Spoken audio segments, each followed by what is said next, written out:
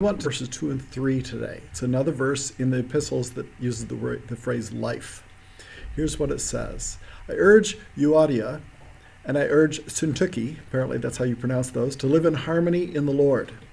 Indeed, true companion, I ask you also to help these women who have shared my struggle in the cause of the gospel, together with Clement also, and the rest of my fellow workers whose names are in the book of life.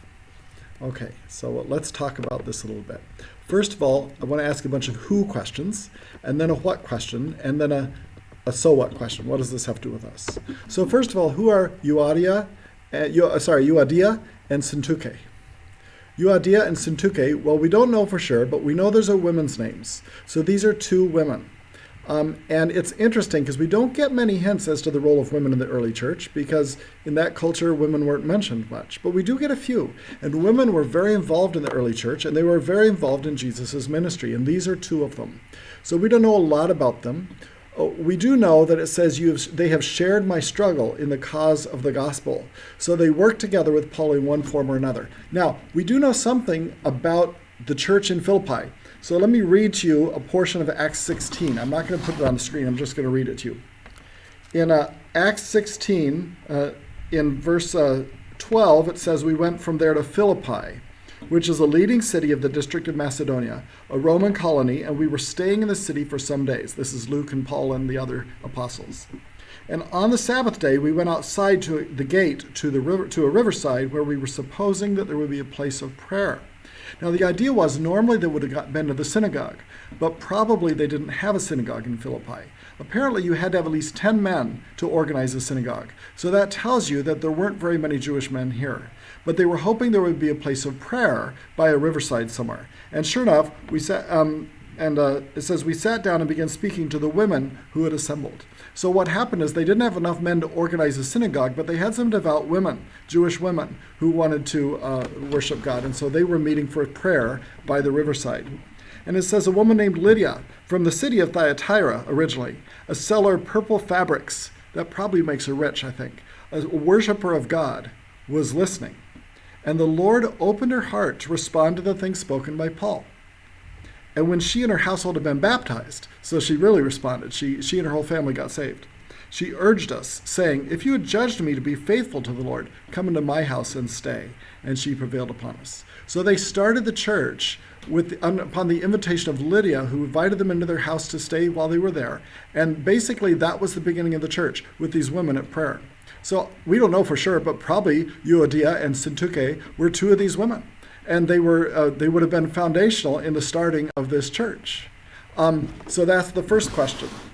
Secondly, as I said, notice it says they shared my struggle in the cause of the gospel. Now, it may have been that they traveled with Paul at some point, but I think what he means is right there, when I was sharing the gospel by the riverside in the weeks to follow, that Lydia and Syntyche and Euodia, you know that they were very instrumental in helping to spread the gospel, helping to get the church going, helping to do whatever else was necessary. They struggled with me to plant this church and to spread the gospel. Second question, who is true companion? Indeed, true companion, I ask you also to help these women. This is very strange because he's not mentioned, it looks like, by name. We'll talk about an alternative in a minute, but it looks like he's not mentioned by name at all. So how in the world would he know that he's being addressed? Whoever this is, how would he know it meant him? Well, some people think it would have been whoever one of the main elders was, whoever one of the main pastors was at Philippi, at the Philippians church. And that's quite possible. And it might have been Epaphroditus, who's mentioned elsewhere in the letter as being somebody who'd been sent to Paul to help him out and was now being sent back. But there's more to that, because Epaphroditus was quite possibly the person who wrote this letter for Paul. In other words, he was like the secretary for Paul as he wrote it down. So Paul was, in that case, saying, I urge you, Euodia and Syntyche, to live in harmony. And then he was saying, and I urge you, true companion, who's carrying this letter to them, who's reading this letter to them when you get there, because it's to you as well. I urge you to help them out. And that could be who this was. There's another possibility too, which is the one I sort of like, but we really don't know. And that is that the word for companion is suzugos. And it could be that that's not the word for companion, that that's an actual name. In that case, it would be translated like this. I urge Euodia and I urge Syntyche to live in harmony in the Lord. Indeed, true Syzygus, I ask you also to help these women. And Syzygus is a name which means maybe, which means companion or yoke fellow, somebody who's yoked together with you in partnership. True partner. And what he'd be saying is, Syzygus, you're not just called Syzygus, you're truly my partner. You're my partner indeed as well as in name, and I urge you to help these women. That seems to make a lot of sense of the passage, and so a lot of people think that's just exactly what's going on here. But on the other hand, we've never run across the name Syzygus in other texts, so maybe it's not a name at all, and maybe this just means Epaphroditus. Nobody knows. But whoever it is, I'm going to assume it's Syzygus, but we don't really know. It's somebody who's being called upon to help these women. Okay, third, who is Clement? Well, we know of a lot of Clements in the early church. We don't know who this one is, but presumably he was also an important leader in the Philippian church. So maybe he was one of the elders. Maybe he was just an important leading man there in the church. But he also, it says, is named along with the rest of Paul's fellow workers. So he also struggled with Paul in the cause of the gospel. And we don't know for sure. And fourth of all, who are the rest of the fellow workers whose names are in the book of life? The interesting thing about these is not only do we not know who they are, we don't even know their names. They're unnamed. But I think that's why Paul says their names are in the book of life. He says, I'm not naming everybody else, but I want you to know that God knows your names. Your names are recorded in the book of life means, first of all, you're saved. You're going to have eternal life just as all the rest of the saints. But second of all, it means God has recorded your names in his citizenship, in his role, and he has not forgotten you. And I'm not naming you, but he knows you're my fellow worker. He knows the work you've done. Euodia, Syntyche, they've done work. Clement and maybe Epaphroditus or Syzygus, they've worked with me. And there's a bunch of the rest of you that I'm not naming, but your names are in the book of life. You're recorded that way forever in heaven. So they're not recorded in the Bible. I mean, think about how amazing it would be to have your name recorded in the Bible as a fellow worker of Paul. They didn't get recorded in the Bible. But he says, even more amazing than that, your names are recorded in the book of life. That's even better than having your names recorded in the Bible. And so they're unnamed, but not by God. They're unnamed, but not in eternity. All right, secondly, what in the world is being talked about here? Well, he says, I urge Euodia and I urge Syntyche to live in harmony. So we don't know the issue, but we know it was something that was causing disharmony. It was something that was leading to discord. It was something that meant that these two were not getting along. They were true Christians. They were servants of Christ. They were working with Paul in the gospel. They loved Jesus. They loved Paul. They loved the church. They loved the gospel, but they were not living in harmony. And he urges them to respond. Now notice he doesn't command them, he urges them.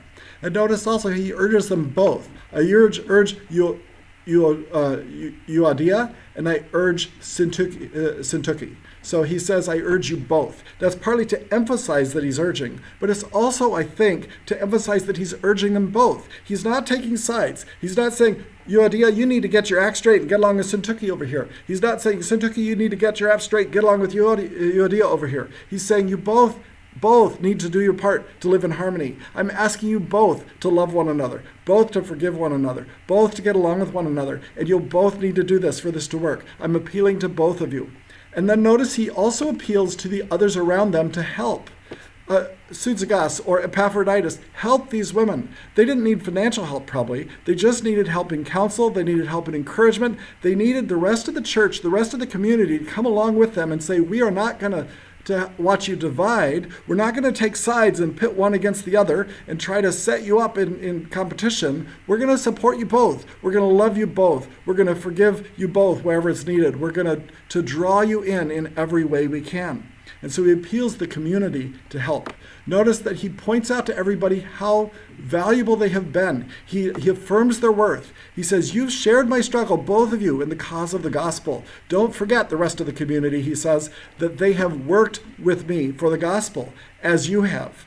And then he says, and don't forget, all of your names are in the book of life. God knows. So he affirms their value, he affirms their worth, he affirms how important they are. And he reminds them, all of them, we have a common struggle, which is the struggle in the cause of the gospel. That's far more important than whatever struggles are coming up. We have a common goal, which is to promote the cause of Christ and share the gospel and share the good news wherever we can. Okay, and so finally, what does this mean for us? This is extremely relevant for us in our day because we're living in a day where there's a lot of division. And here at Harvest Time, there's going to be people who really strongly believe that Trump was, that the election was rigged and stolen and he shouldn't have lost. And there's other people who believe that's nonsense and that Biden won the election fair and square. There's people who believe that Trump was destroying America. And there's people who believe that Biden is destroying America. In the case of COVID, there's people who believe that masking is incredibly important and we need to be willing to do it. And there's other people who think that masking is overrated and we're being forced to do it and shouldn't be. There's people who think that vaccinating yourself is the only reasonable way to show love to your fellow people. And other people who think that vaccinations are being mandated or close to being mandated and that's a horrible thing we should let, and they're a little unsafe. There's people who think that or that we don't know if they're safe. There's people who think that racism is a huge issue and we need to confess it and get it straight. And other people who think that's being stirred up by people who are just promoting a kind of a godless theory that's dividing us where they don't need to. All of these things, it makes a big difference who's right. It really matters who's right about vaccinations and who's right about masks and who's right about the election and who's right about racism. But we don't have an easy way to convince everybody of who's right now. We have people in the church who believe that one side's right and other people in the church who believe the other side's right. And I'm not saying I don't have an opinion. I have definite opinions on these things. But what I am saying is if we're going to grow together and find out what's right, we're going to have to learn to work together in the meantime. We're going to discover the truth together. We're going to discover the truth in harmony with one another. We're going to discover the truth helping each other to come to an understanding of this. So here's what I'm asking. If you hear of me that I have what you think is the wrong view about one of those issues, love me anyway. Share what you think is wrong, but love me anyway. And I will do the same for you. And then we need to help each other to live in harmony. The one thing we should do as Christians is stand together as we try to sort these issues out, as we try to figure out what's correct here, what's not correct, what's true, what's not true. So we start with loving one another. Jesus says is that by that the people will know we're his disciples is if we love one another. We start by recognizing we struggle for the common cause of the gospel. We struggle for the glory of Christ. And our names, all of us, if we're saved, are written in the book of life. God remembers us. God values us. And we can live in harmony even while we disagree strongly, even while we're struggling with what is true here and what's important here and what's the right response to make to COVID and to politics and to race.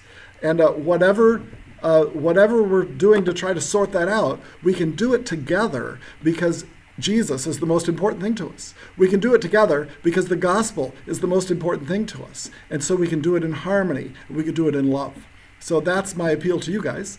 Let's help all together. Help me and help you and help one another. Help us all to live in unity with one another and to not be Euodia and Syntyche, but to be people in harmony, people working out together what the right thing to believe is. Okay, that's that for today. I'll see you next week. Goodbye.